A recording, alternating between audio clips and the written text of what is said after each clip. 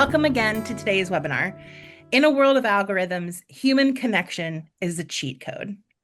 We are thrilled to have you here for this conversation about how connection, human connection specifically, is the quiet force that fuels creativity, trust, and growth, and how it's the one advantage that no machine can replicate. Today, we will pause amid the noise and explore how genuine connection can transform how we lead, how we listen, and how we create together. Leading this conversation is Betsy Leatherman, Global President of Consulting Services here at Leadership Circle. Betsy brings a rare blend of business rigor and deep intuition and human-centered leadership to all of her work. A trusted advisor to CEOs and global executive teams at organizations like Microsoft and Google, Pixar, and Roche, Betsy helps leaders translate insight into courageous choices that strengthen connection, culture, and ultimately results. Having grown two companies past the $20 million mark herself, she coaches from a great lived experience, which is especially relevant now as leaders try to navigate how to stay deeply human in this increasingly AI-driven world. It is my pleasure to welcome Betsy Leatherman. Hi, Betsy. Thank you so much for Hi. joining us. Well, thank you so much for having me, and thanks everybody for joining. I have to tell you, I'm watching the names come up in chat, and I see so many of my friends here. A special welcome to those of you from Minnesota and Wisconsin. As cold as it is here, I'm appreciative that everybody's online. So I'm joining you from Minneapolis, Minnesota. And I also noticed that my mom is on. So thank you, Mom, for joining. Hoping maybe the kids hop on here in a little bit too. But about 700 of us registered to talk about it. So we know that this is a really important topic. And I'm super excited to share it with you all. As you saw in the lead up, over the past month, I have been all over the globe. I literally got to spend time, obviously, in North America, but in Europe and Asia as well. I was in Asia all of last week, talking with leaders about the AI revolution and what it means for their leadership. And I am so excited to share that with you today. So let me go ahead and share screen here.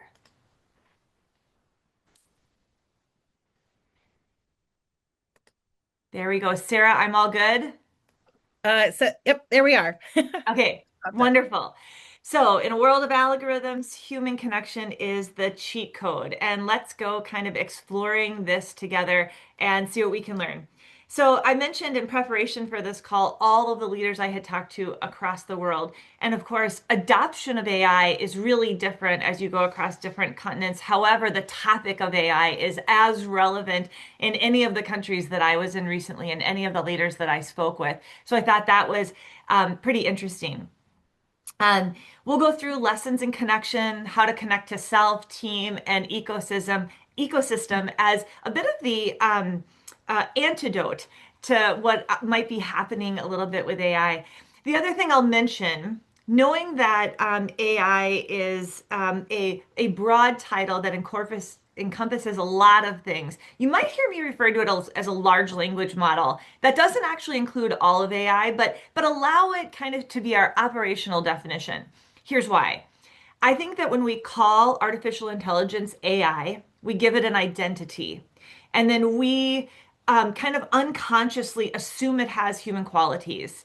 And while there are language elements that have human qualities to it, there are some really important biological and spiritual elements that, of course, it is missing. So oftentimes I find when we're in a conversation about AI and what AI can do, if I call it a large language model instead of AI, it reminds us that it's actually just looking for patterns in language and feeding that out. And so we have a better grasp of the elements of it that don't give us what we need as people and what we need from leaders. So just a note on that for you all. So I look at leaders in this way, and I want to thank a couple of different people I talked with at Achieve Breakthrough this week for their support in kind of looking at how do you look at what a leader is? Well, a leader has intellect, certainly, and we need leaders to come forth with all of their intellect and brilliance that they can bring. There's also a biological component to leaders as well. and my friends in the field of polyvagal theory and how leaders actually use their nervous system to help regulate their teams and organizations know that that's one of the most important elements leaders play in. And there is also a spiritual element to leadership. How do you bring forth that which is trying to come through you for the sake of your teams, for the sake of serving your customers and serving the ecosystem in total? So, if you think about leaders in that equation, having intellect, biology, and spirituality, and you look at AI, it's obvious that only really one of those categories could be augmented with artificial intelligence. My experience, however, in my conversation with a lot of people, is that we have this like intellectual obsession of sorts where it seems that having high amounts of intellect or lots of capacity intellectually seem to be safer, smarter, better, faster, and that actually solves all of the leadership problems. But that's not actually how it works with real humans.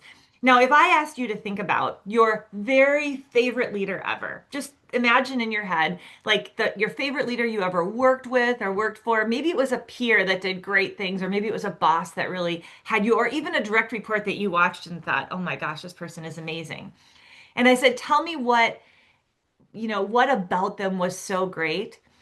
It probably includes a little bit of each of these things, but likely includes most about their relationship to you or their relationship to the world.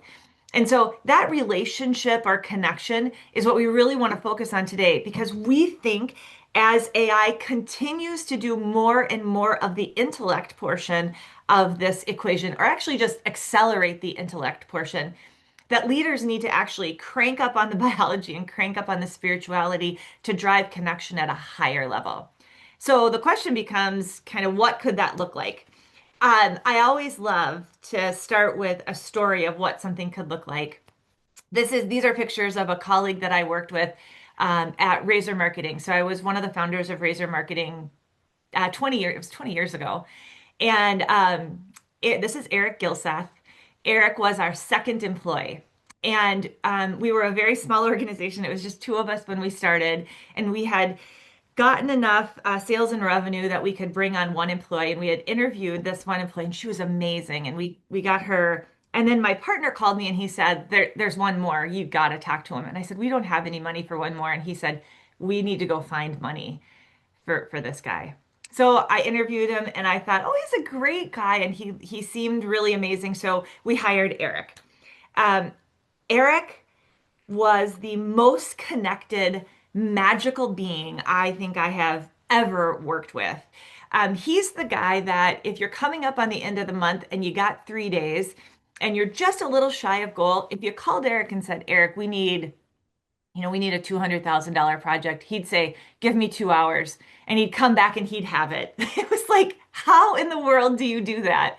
Some of my favorite things about Eric, on his birthday, he would go to the airport and just not know where he was going. Just have a suitcase, go to the airport, walk up to the counter and be like, where should I go? And whatever the person said, he'd go. And what he loved was going through the airport and connecting with people, landing at a place he had no idea where he was going to be, making friends, connecting, and finding out what that place was like. Um, it was pretty amazing to watch him. Eric also took that kind of to a next magical level when he unfortunately got really sick. And I actually think that some of his brilliance was because he somehow knew that he was going to have a shorter life. He got leukemia and passed away. But after his first bone marrow transplant, he raised $150,000 literally the next day from his hospital bed. He was coming out of bone marrow transplant and he's thinking the best thing I could do is connect with people and let's see if we could raise some money. So we have pictures of him literally in his hospital bed on the phone calling people.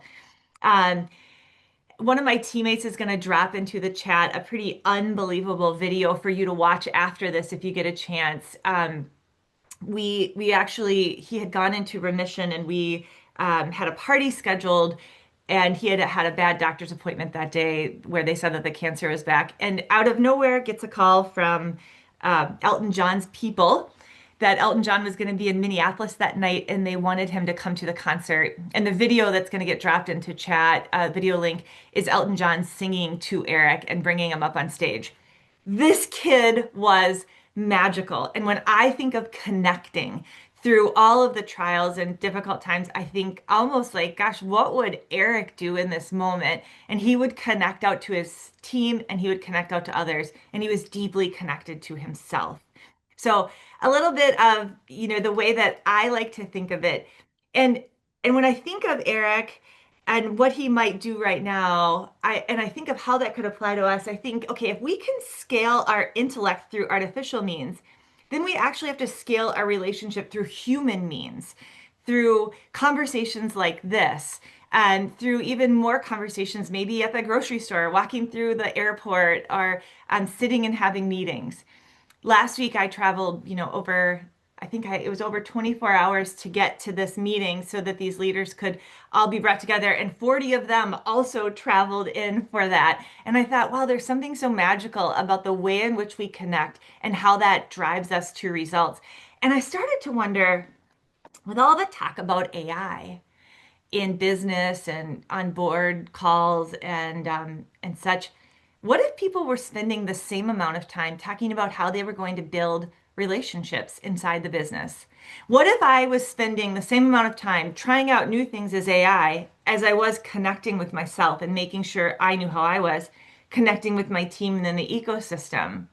And all of a sudden, I began to see like a little bit of a polarity of like, is there a way in which we can accelerate with AI and accelerate with our relationships both at once so that we have a kind of different way? This is a little bit of, Brian Emerson's thinking at Andiron, a transformational third way that we can hold both of those so it just doesn't become AI for AI's sake. I imagine that many of you, like me, have been in those situations where you can tell something is from AI, right? Like somebody writes you an email or you see something and you're like, that is AI. Actually, there's a really funny story, just an aside here. I have a moment. One of our schools in Minnesota sent out an email to the parents about the importance of academic honesty and making sure that things like ChatGPT and Gemini and such were not influencing the children's homework. And it was a really long message. You can probably see it on social media. And some very smart kid took it and put it through the like check and see how much of it is AI, and it was 98% AI, which of course, we got a little bit of a kick out of that as parents, right? We're like, oh gosh, this poor admin.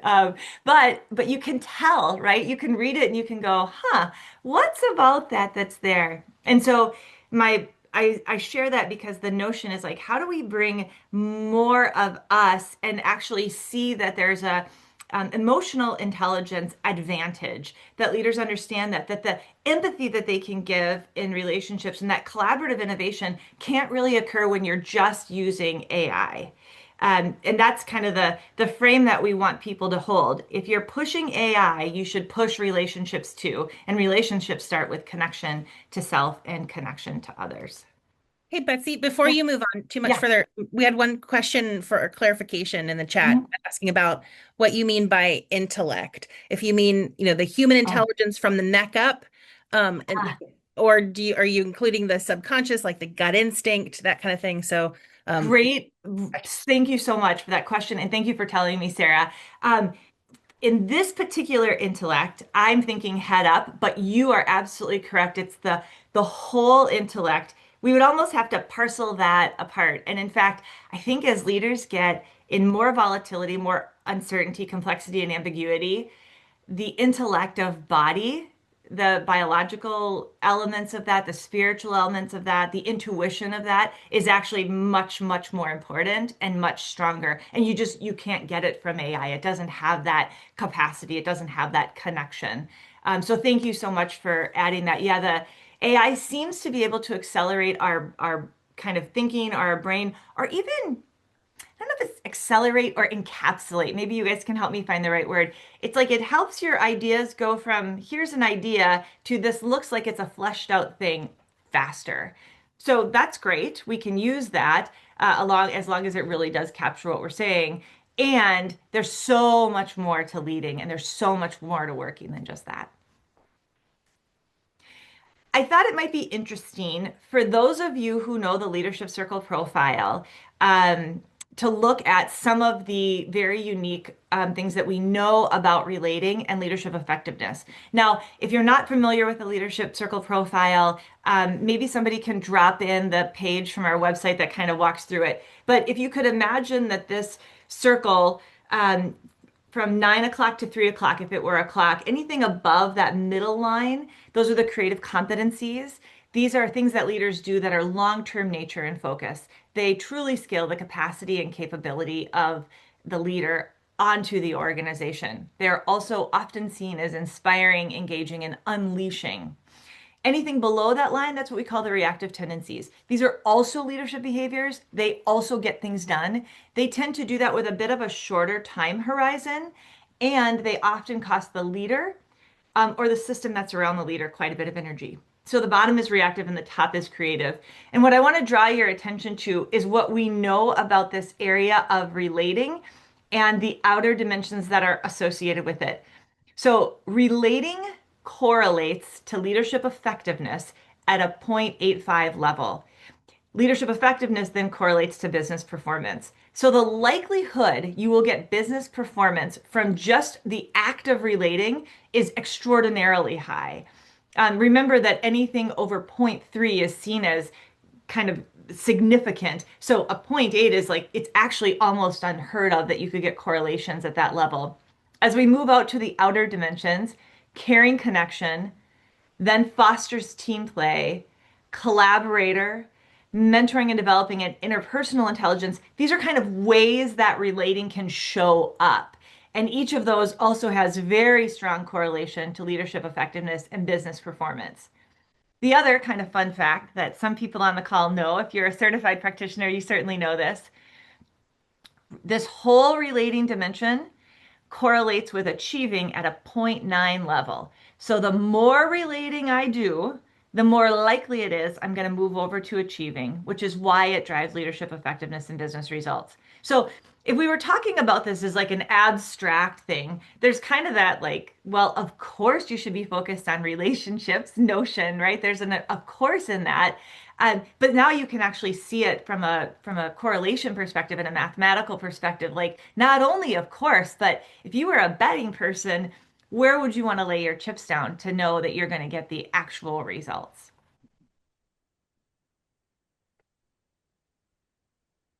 Oh, Doug, I know you're on here. Thank you so much for making that build for me.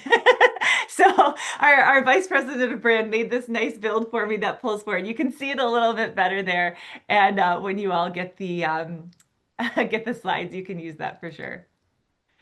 Okay, so if we take that and look at that compared to the world that we live in, right? There's increasing isolation, volatility, and AI. Um, in the increasing social isolation, more people, especially in the US, are working in their homes. There's some corporations, a lot of corporations that have gone back to work, a lot haven't. It's a little bit different in Europe and Asia. We've got more companies that are back in office. But even spending time on phones and devices, on social media, etc., people are just increasingly more isolated. Of course, we all are very familiar with and aware of the volatility in society right now, economically, politically, and socially, and that's impacting communities all around the world.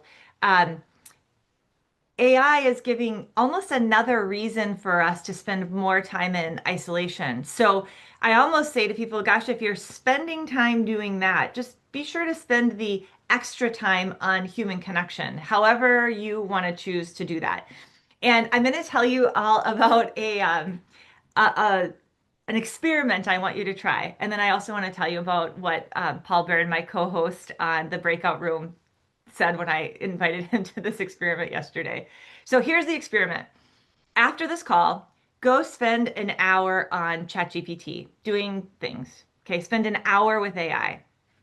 Then go spend an hour in your community. Like If you want to go to the grocery store, go spend an hour at the grocery store, talk to people. Don't just go and not say, talk to people. Or go to, like, I'm in Minnesota right now. It's very, very cold today. I think it was 1 degree when this started, Fahrenheit. I'm going to go to where I work out and I'm going to do a group class so I can be with people. I'm going to talk to people and connect to people there. I want you to do those two things. And then I just want you to write kind of, in the notion of the artist way, 3 pages, handwritten, about how those two experiences were different. Not which one did you like better, but how were they different? Like, how did you feel differently after you spent an hour with AI? And how did you feel differently after you spent an hour with other humans? Um, now, this the funny joke is that I told Paul to do this yesterday, and Paul has high driven in the, or I'm sorry, high distance in the leadership circle profile, and he was like, going to the grocery store and talking to people sounds very nightmarish to me. And I was like, okay, could we think of maybe a coffee shop, go spend some time with friends? And he was like, okay, I can figure that out. I'm like, you could even call someone on Zoom if you wanted, just spending time with others. So we both got a kick out of that. Um, but yeah, just try that as an experiment. See how you feel, see what's different, and then think about your leadership and think about what do you want people to feel and experience with you, from you. I think back on the year, and I'm looking here at Rixt. Rixt and I had some pretty incredible conversations. Just one of us walking in Europe, one of us walking in the US. I think I was on a beach and she was like at a lake or something, and we're just walking, having this great conversation for, an hour or so, and it just filled me up, right? And I still remember it, and I have all this connection from it. I can think back to maybe 2 or 3 ChatGPT sessions that were interesting and relevant, but not like, wow, the quality of conversation and connection I had with my friend Rix in those talks, it's so different. It's so different. And we don't want people to lose that with all the hype and excitement of that. So here's the experiment: 1 hour interacting with AI.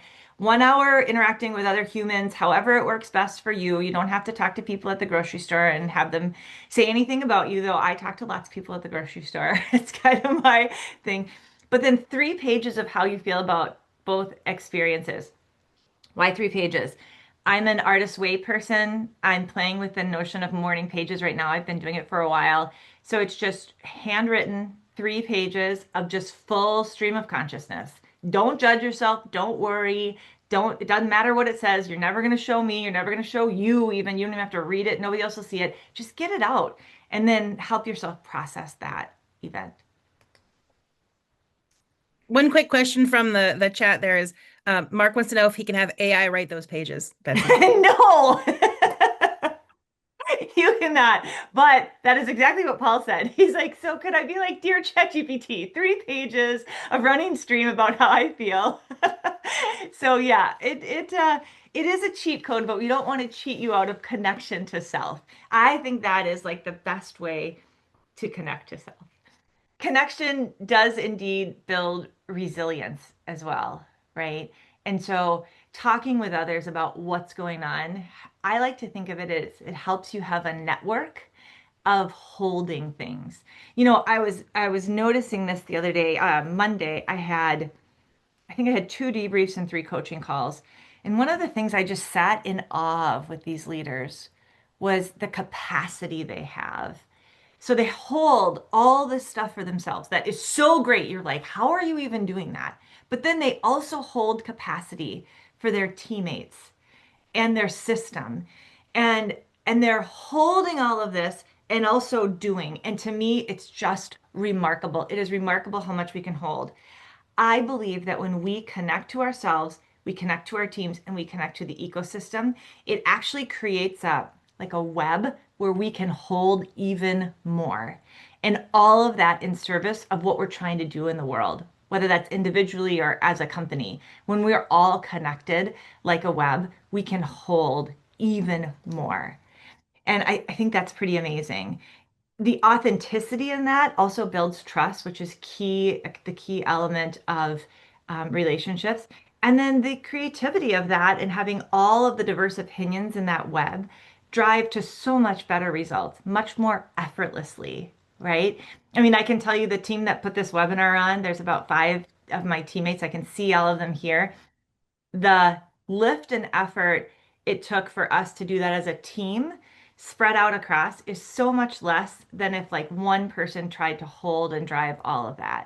And so being able to know what you can contribute because you're connected to self, know what your team's got, and know what the system has just allows you to do so much more as a leader, which interestingly enough is kind of the concept behind AI. How do I accelerate? How do I do more? Well, use human intelligence to do that is my thought. So, um, obviously the conversation around self-awareness and making sure that you are really aware of what's going on. I'll tell you, those of you who know the model, and then you guys just heard about it, this notion of reactive and creative, all leaders have both. Last week when I was in Asia, so I'm usually domiciled in Minnesota in Central Standard Time Zone, and then I've got to shift to be in the Asia time zone. And I travel globally for my job. I know a lot about uh, jet lag and like how to reduce that and such. But one of the things I noticed was that my internal barometer kept jumping, like in ways that it doesn't do when I'm not jet lagged. Like all of a sudden, I like care like over cared about something, or I'd read a message and I could feel like a heightened level of response, and I had started like moving into response, and then I decided to connect with myself for a moment. I'm like, okay, what is going on with you? I'm like, well, let's think about it. You just totally flipped your body clock.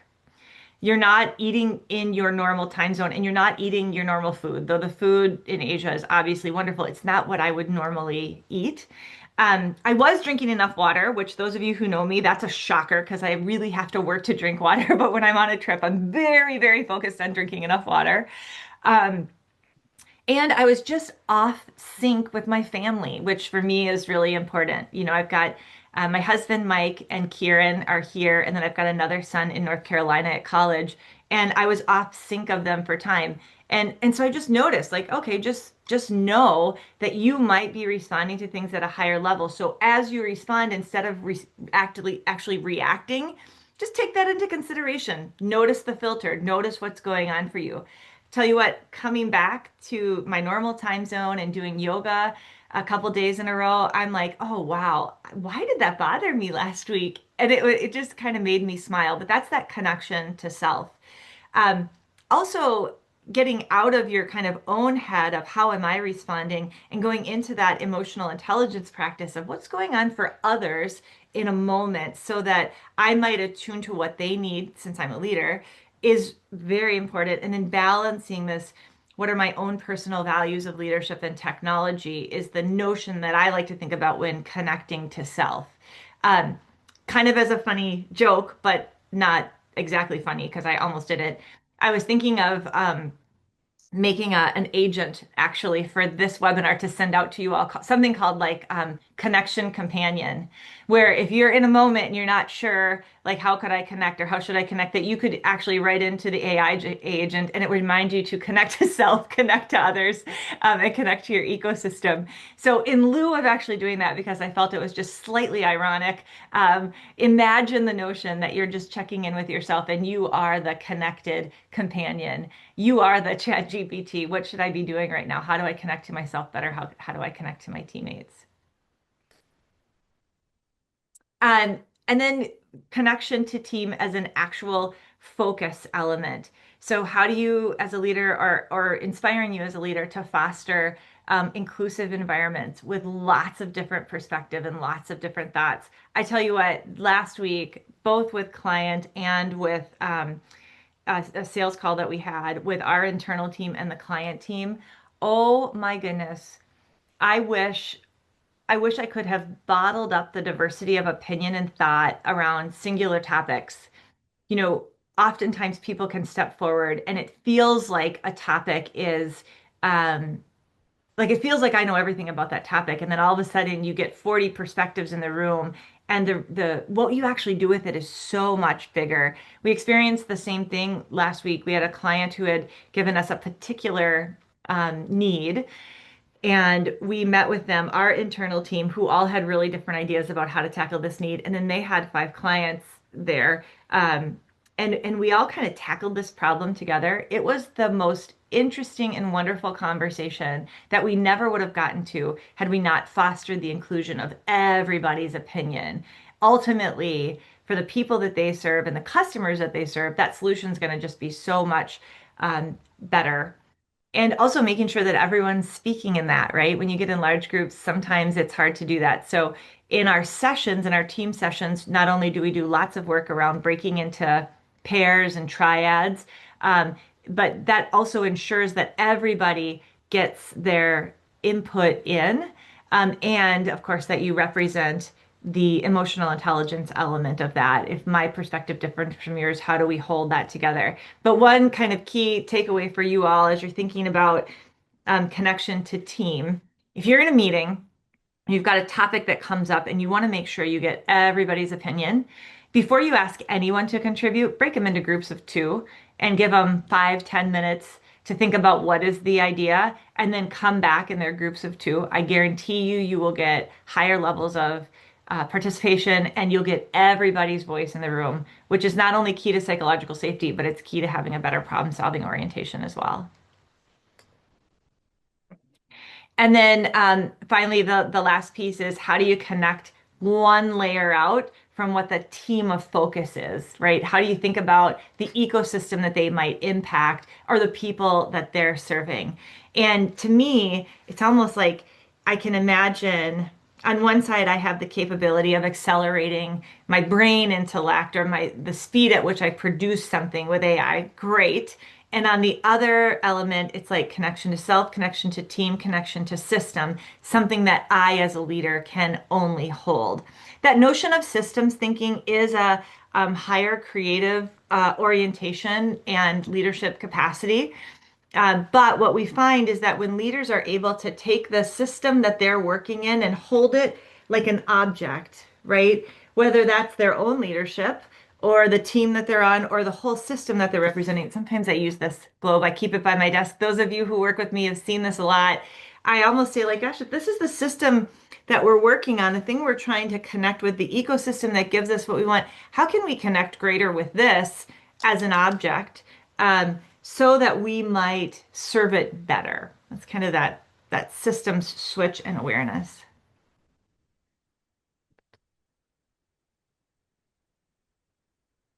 Let me just see here.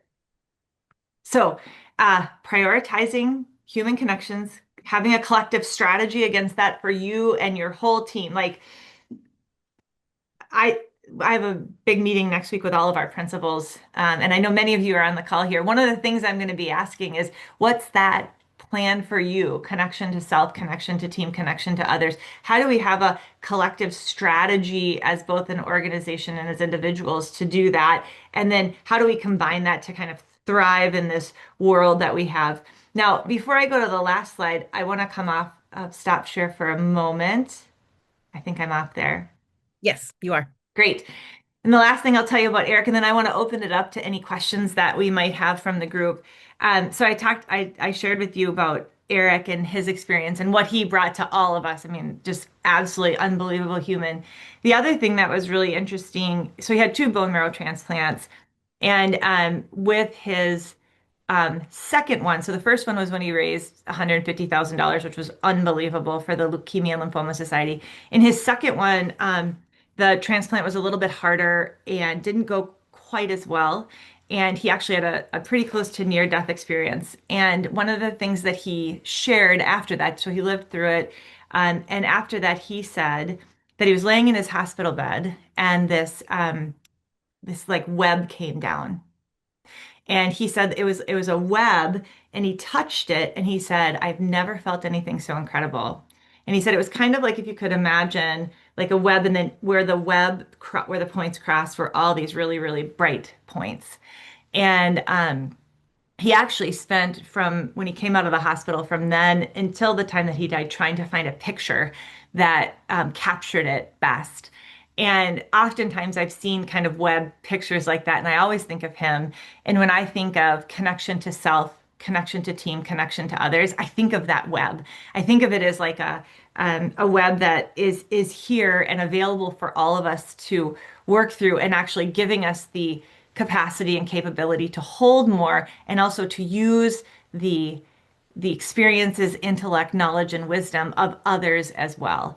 And so I wanted to close my piece of this with that, not only to honor Eric in how amazing he was, but also to say that if there's artificial intelligence, there's this other intelligence that we certainly have the capacity to connect to, and that only leaders can do, only we can do. And when I say leaders, I don't mean big L, I mean little L leaders that only we can do. And that is actually our responsibility in the world. So, with that, Sarah, I'll turn it over to you to open for questions and drink a little water. You guys will be really proud of me. I'm even doing that at home today. Well, thanks, Betsy. And while you are taking a drink, we did have one question that just came in asking about how are leaders reviewing the AI output for culture match or even Mm. biases that may be built into programs or teams? Yeah, great question. There's a couple of different things. So one, I think you've got to approach AI as a possibility versus the answer. And the challenge is that it reads so confidently that it's almost like, oh, this has to be right. When you read script from AI, it's like, well, that seems to make a lot of sense. However, the underlying algorithms are built to support and not challenge you unless you ask it to. So, from AI output perspective, what I'm finding is that leaders are now, which I actually don't think a lot of people were as attuned to in the beginning. They're now aware this is just one option or one thing, and looking at it more as can we accelerate our thinking using this. I had a leader call me the other day. It was actually in December. And they needed some advice. They needed some counsel on a particular job situation. And she said, okay, I went to Copilot, I went to ChatGPT, and I went to Gemini, and here are all of the responses that they gave. What do you think? And of course, as a coach, my question was really actually, what do you think? And I did move into advisor and gave them a little bit of that, but I thought it was really interesting. It was like idea generation or concept generation versus the true gritty. I can look at this and see, is that going to fit our culture or is that not going to fit our culture? And what do we really want our culture to be? So I think people have a much more discerning look at it now than they might have even 6 months or 8 months ago. But I think people are realizing some of the limitations now. I do appreciate that many leaders are starting to ask questions of AI, like, tell me why this is wrong. Or tell me where this doesn't make sense, have a less positive tone, and the AI kind of repeats that back to them. I think that's helpful. Um, and I think the assumption that it is not perfect is the most important thing to go on. Excellent. Here's another one. What is one capacity that leaders cannot afford to automate, even if it feels inefficient not to do so? Mm, that's a great question. Sorry, I'm just writing the question down so I make sure I answer it right. I think it's caring connection. Just last week, you might have seen our social media team put out a one pager on the importance of caring connection, what the correlations are, and all of that. And what I think is really important about it is caring, the empathy cannot be done by AI. It can only be done human to human, number one. And connection, which is the second part of that word. And we were actually just playing with this the other day. I've been here for 15 years. I look at caring connection and I've always thought caring. And I've never really paid quite as much attention to connection until we started really focusing on this. And I'm like, oh, that's really interesting. So it's showing caring and it is also showing connection. It's both. And there's just no way that that could be outsourced. Not only could it not be outsourced to AI, it could actually not be outsourced even to another person.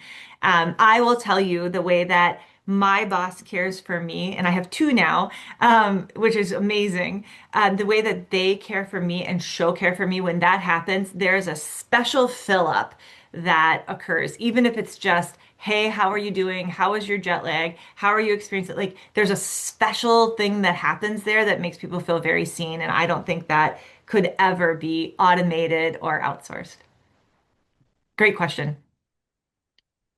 Brandy has one. I'm going to read it because it's a little bit lengthy. So, okay, she says, Betsy, what's your best advice for how we advocate for investing in human connection alongside learning AI in a culture where the mindset is that because we've been doing connection for a long time, we're good at it. Ah, Because AI is new, we should focus there. great perspective. You know what? You guys, I'm gonna put my glasses on so I can see that. Just, I tried to capture all of it, but there's a little bit of a glare, sorry. Just so I can make sure I have it all in here. So, a couple of things. One, I would work and seek to quantify what connection can bring. We've got the data that I shared earlier that you can connect that to leadership effectiveness and business performance. And I would say that qualitatively, relationship is different now because you have AI, relationship is different. And so to do AI really well, you also have to have that connection in a different way than you might have had to have it before. And in fact, this is now just speaking from personal experience. As I mentioned before, you can tell when someone used AI to like write an email or respond to something. You've got to have a whole lot of relationship credibility to do that, right? You've got to have a lot of connection to be able to actually send something in AI because you lose that emotional kind of human touch with it. So if I were in that organization, what I think I would do is utilize the data, advocate that relationships have changed because of the nature of AI, and actually maybe like package it together. It's connecting in AI, right? Because that'll help you get the budget dollars a little easier. We got to get those budget dollars. Yeah, right on. Okay, maybe let's talk a little bit about connecting. Mhm. What's one question that leaders should be asking their teams more often to create that connection? Well, so I'm not going to speak as a coach for a minute. I'm going to speak as someone who is being led. And I can tell you what for me is the most important. And I would love if other people have questions, ideas, drop them into the chat. I mean, we've got a lot of people on here that know a ton about this. So please feel free to drop in the chat. I would tell you the two most important questions for me, and the thing that resonates most with me is when my leaders just say, how are you? How are you doing? And in their own way. So it's kind of fun. So Bill Adams, who I've reported to for the past 15 years, um, Bill and I do that either text or like in moments where we get connection, right? Like we get connection. Cindy, my new boss, who I am so excited about and I think is on the call with us today. Cindy and and we've worked together forever. But we are like a late night WhatsApp, like a, hey, just checking in, how you doing? So I think that just how are you doing? Wondering about you, thinking about you is key. The second one, which is a little bit more business oriented, is like, is there a roadblock I can remove for you? Is there something you're trying to get done that's getting stuck that you can't, for whatever reason, get removed? Is there a roadblock I can remove for you? And then what support do you need from me? To me, those are magical, inspiring, engaging, absolutely accelerating. I mean, you want to talk about accelerating human output. When last week Cindy said to me something about what roadblock can I remove? And I was like, it was like the most amazing unleashing thing. I probably processed and created more than AI could have ever done when she said, how can I remove that roadblock for you? And so that's what I would stick to. How are you? What roadblock can I remove for you? And how can I support you best? Great questions. Okay, when we say accelerate solution finding or something similar, is it Mhm. because there is no time to find that with your teams, or because we Mm. don't want to take the time to slow down Ah, and build more reflections? What's pushing us to go to AI in the first place and kind of skip yeah. this systems building, connection building process? I love that question. Whoever asked that, that's a fantastic question. And actually, Paul and I just talked about this yesterday we recorded a breakout room. It'll come out in a few weeks. But what he said, and it really captured my attention, was that sometimes as leaders, because we have so much that we're trying to get done, we will often seek the frictionless solution, even if it's not the right solution. And I think that goes to your question and really asking ourselves, is this about time saving or is this about being frictionless and not valuing the importance of friction? You know, in the complexity of world that we all live in, friction is actually a really good thing.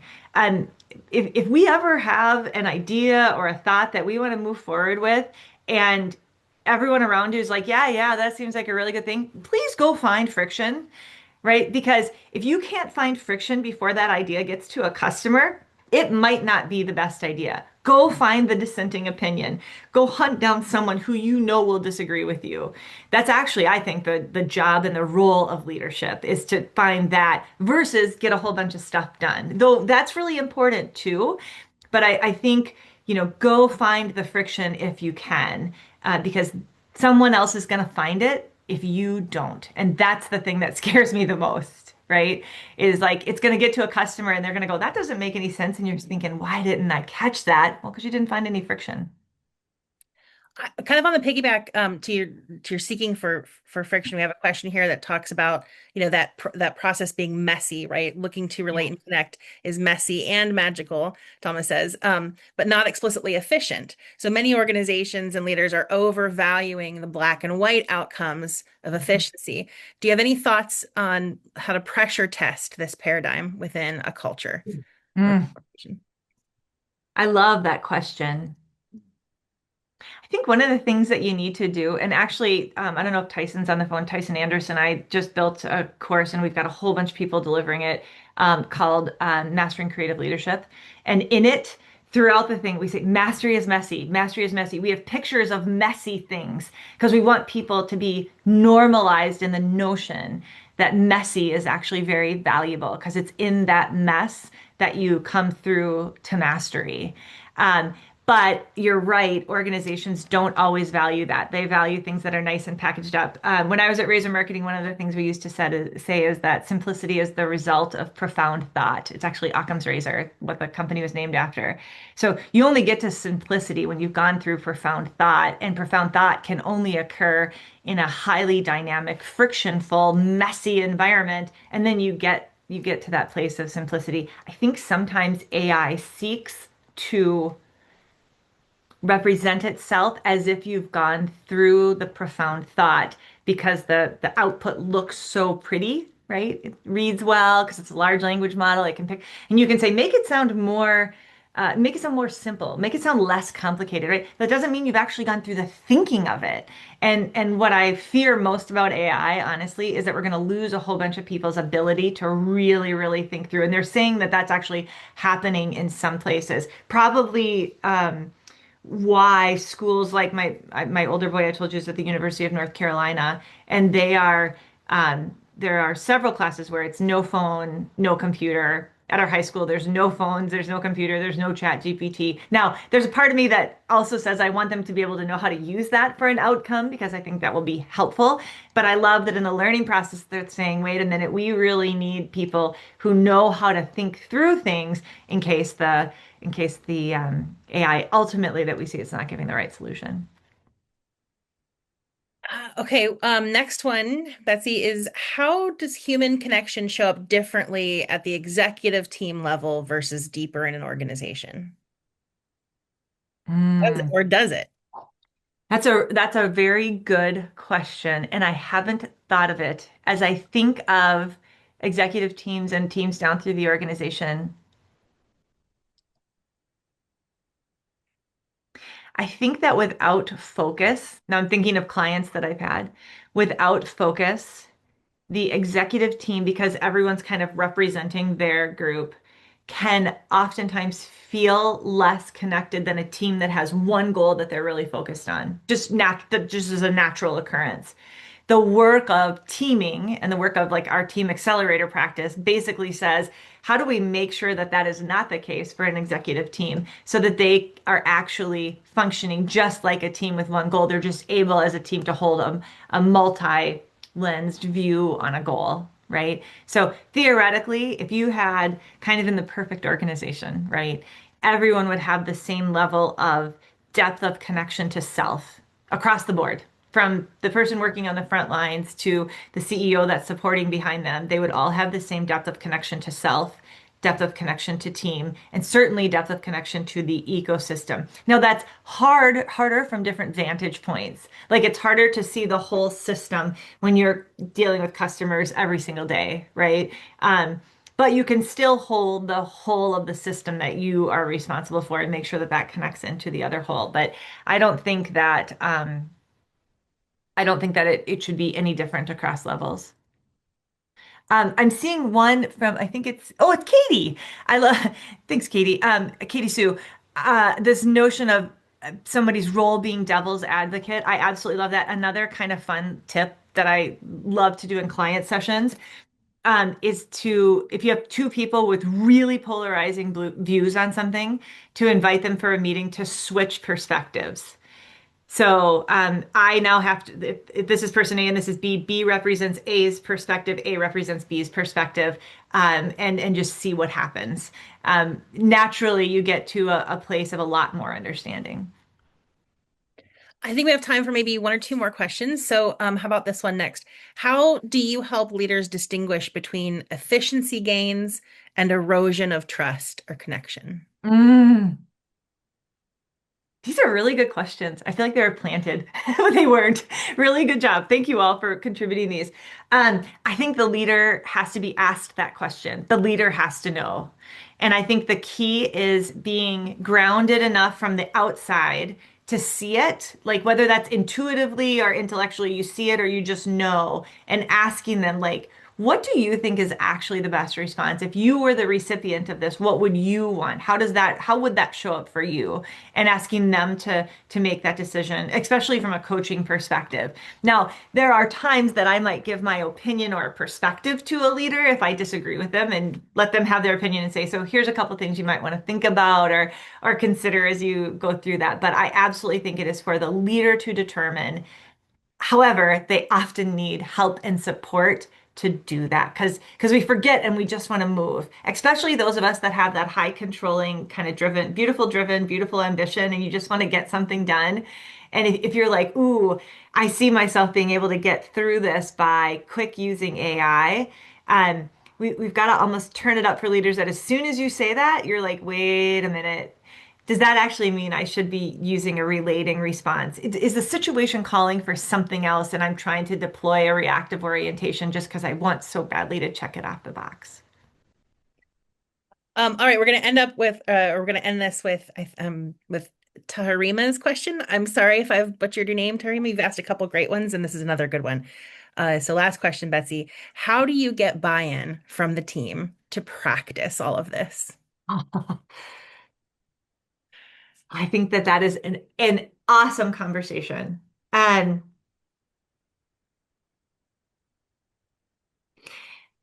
this is going to sound funny, but I think that the most important thing is to begin the dialogue and begin the conversation. And even asking people, how connected to yourself do you feel? When I get on coaching calls, I often ask that of leaders, like, how connected to yourself are you today? And they sometimes they're like, I'm super connected. Other times they're like, not even a little bit. So I think inviting them and encouraging them to think about connection to self. What's our connection to our team? Even a quick, like, qualitative 1 to 10, start a meeting. How connected do we all feel to one another today? What's your rank? Make it easy for them to do that and then bring the team in to the deeper conversation of what's there. It might not be comfortable because it's a lot more comfortable, easy and frictionless to be, doing AI or doing things in isolation alone, but to actually pull them in and pull them together. It's almost like our experiment. Do they get something more from having connected team sense or connected ecosystem sense, or even a connection to self sense than they do on using AI? Great question. Awesome. Well, thank you.